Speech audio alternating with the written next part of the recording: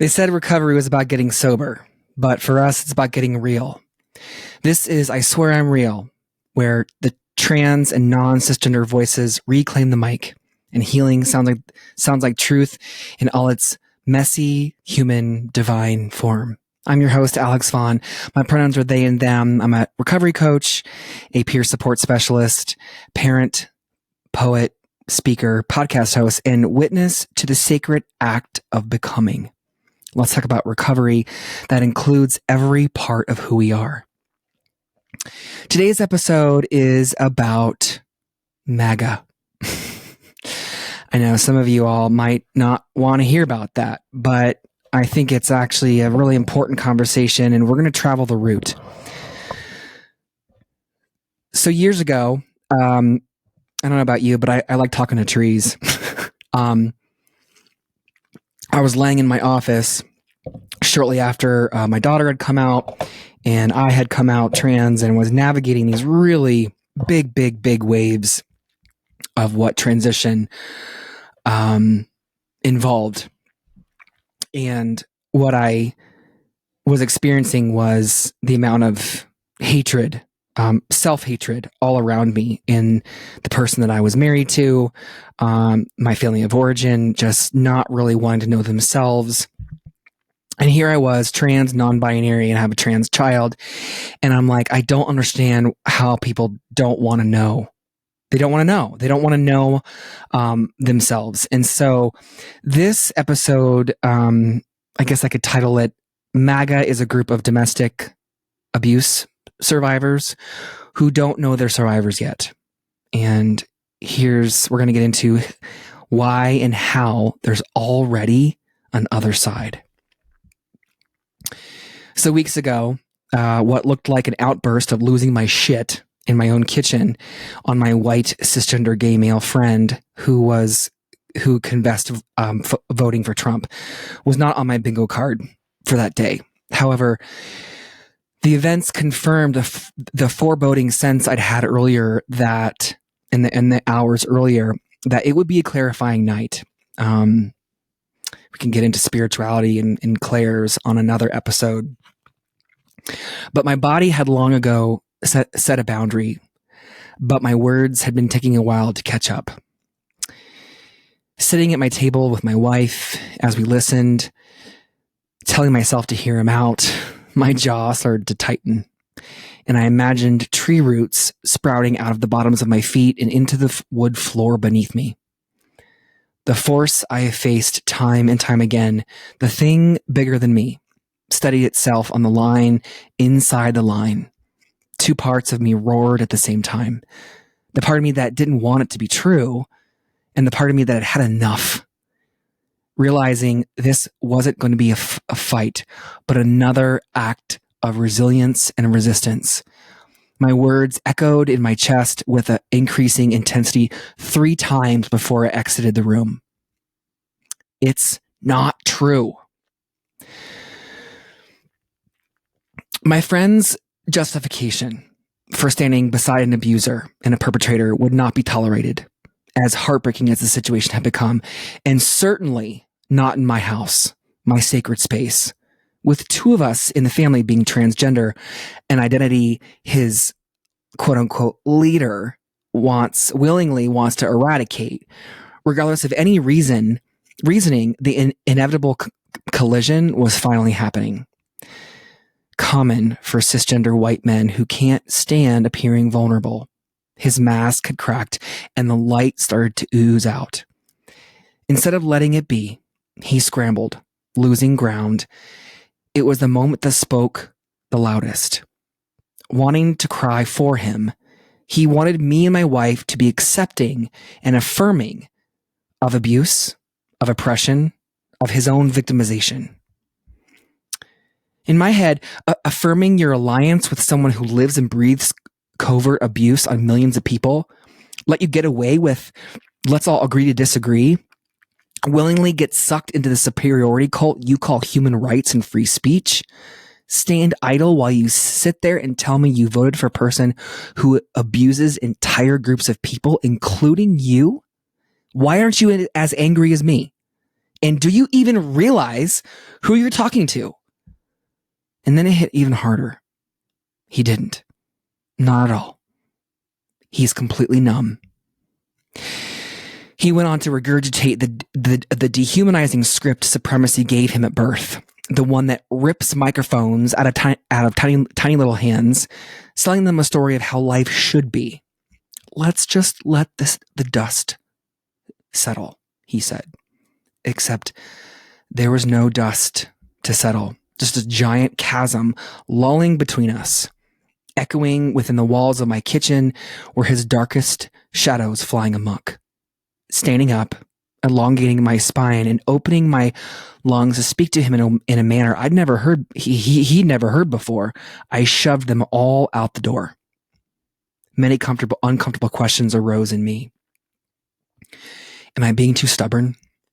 What's this sense of sorrow looming? What am I defending? Where'd that come from? Why? Where did the rage come from? Why won't I bend on this?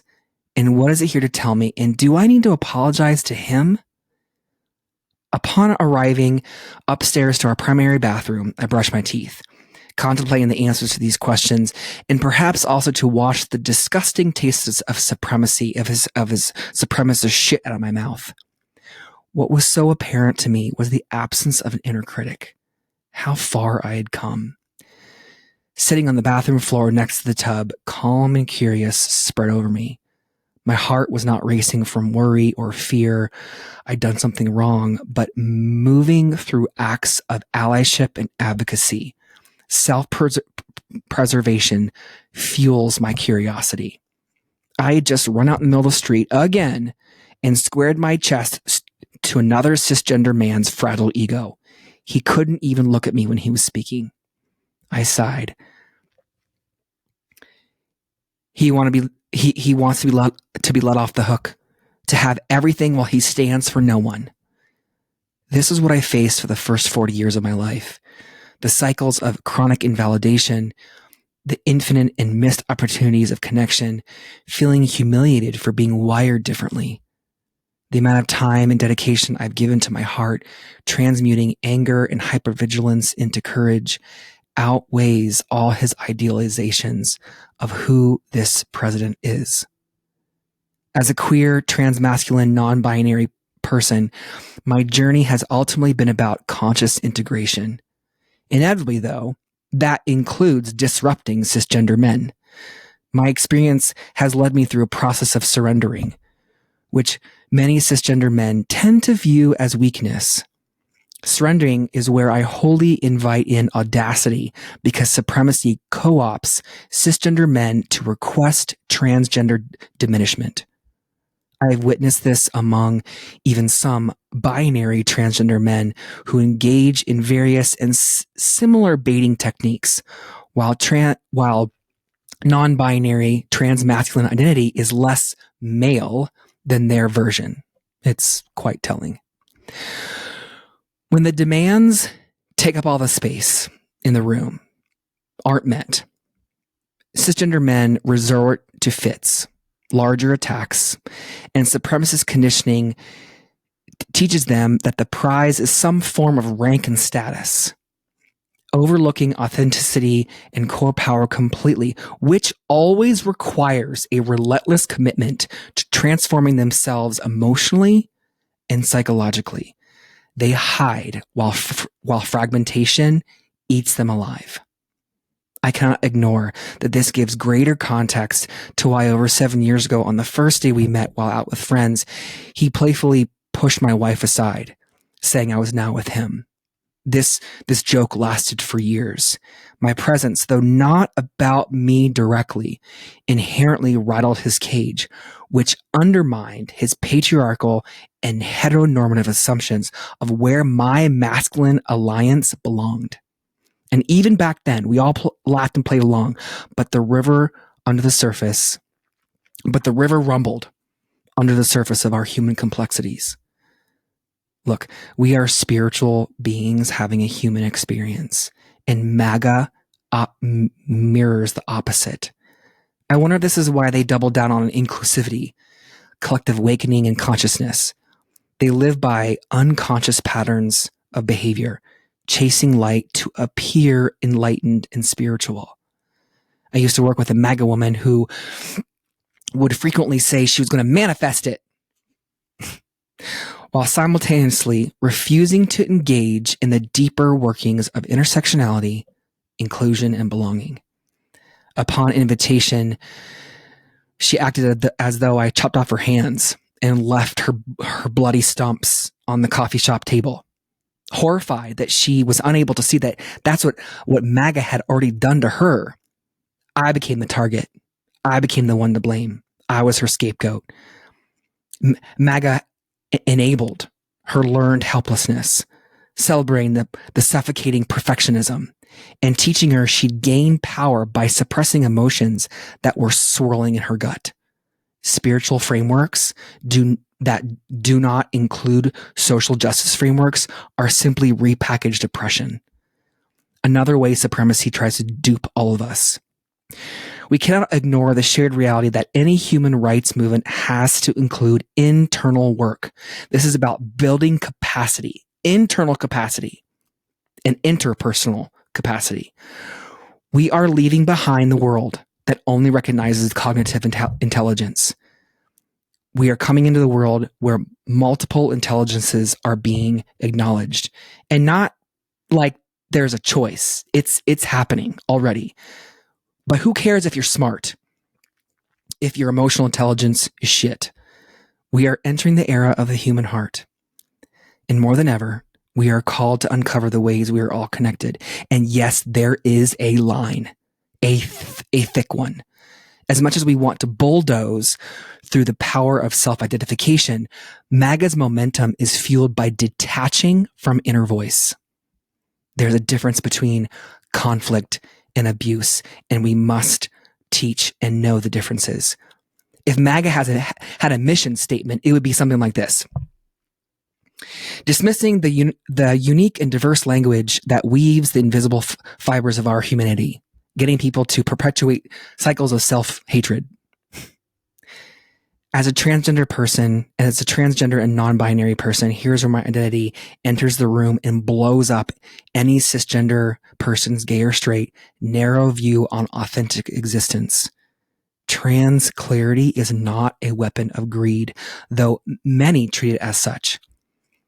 I do believe MAGA people have an inner voice, because we all do. MAGA's voice is just buried under such extreme conditions that they've resorted as impossible to live under, created by the presence of a strict authoritarian.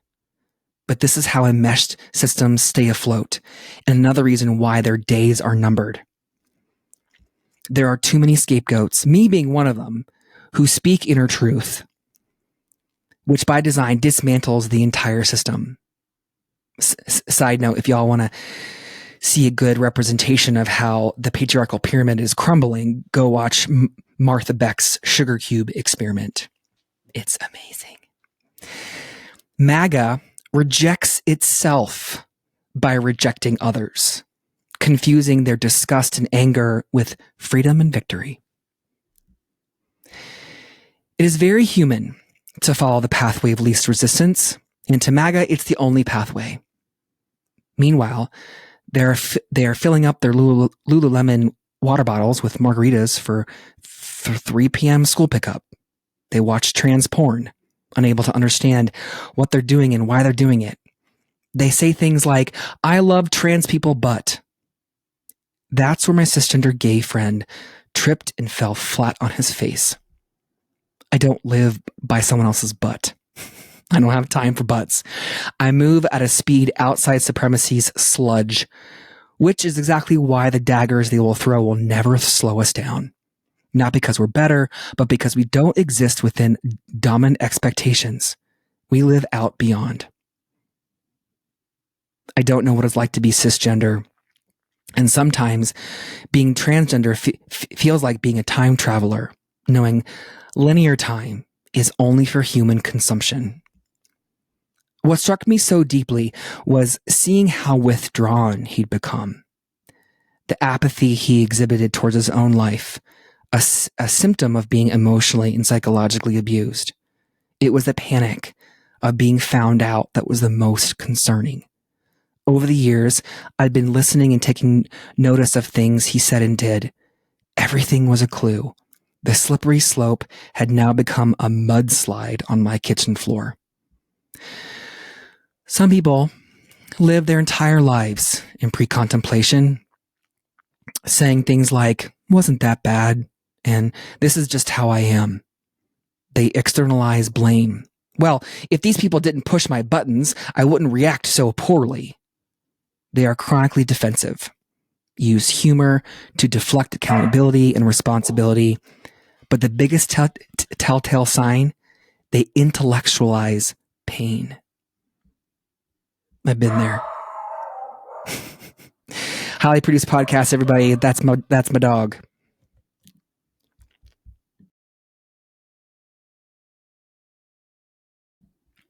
Okay. They intellectualize pain. It comes down to this. If I don't have to feel this, it doesn't exist. If I don't have to know it, it doesn't exist. If I stand behind the abuser, I get to live free, right? The nuance, cackling and bouncing off the walls, was his lack of empathy for himself, which was assisting in both of our attempted murders. While he believes his words go nowhere, they were splattering throughout our bodies. Abuse makes us compartmentalize. He says more than he understands. He gets to continue to overfunction under MAGA. He normalizes scanning for danger. He isolates himself, risking nothing, talking himself in circles about change while resisting the internal shifts required that lead to creating connection and sustainability. In a flash, I get to see his inner child standing on the table, crying, arms out in front of his face, tired of the bullying, shielding himself from another shard of rejection. He is shut down. Siding with MAGA has become easy, and it makes sense. As my voice reached volumes not often heard, I saw my inner child standing next to me. We both stared back at him and his. We said, "You actually don't have to live like this."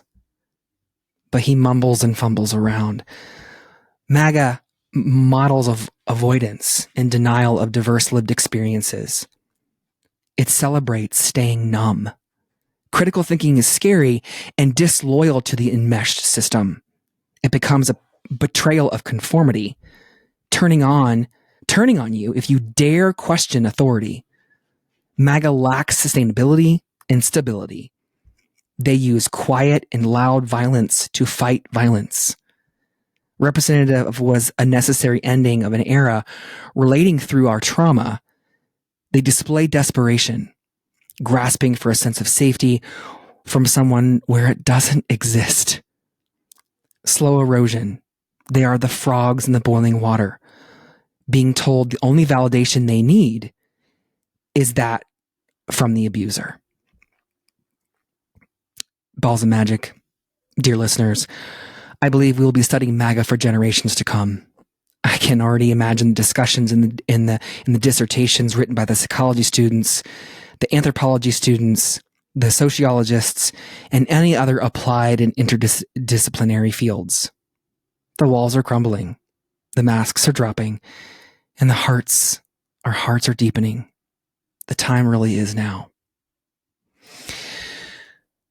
This episode was on the shorter side. I'm going to pause and write an outro.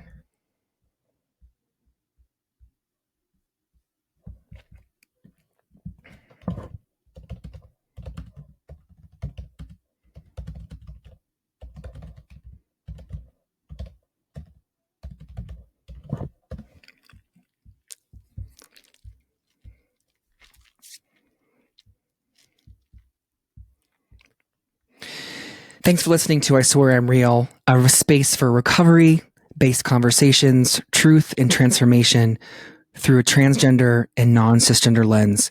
If this episode moved you, share it with someone who's ready to get real too. You can find me, Alex Vaughn, on Instagram at Coach Alex Vaughn or at www.coachalexvaughn.com. Find us on Instagram, TikTok, Apple Podcasts, and I guess kind of anywhere that you can find your podcasts. If you're interested in being a guest on the podcast, also please reach out. I would love to hear from you. And until next time, keep breathing, keep healing, and remembering you are real. And that is absolutely enough.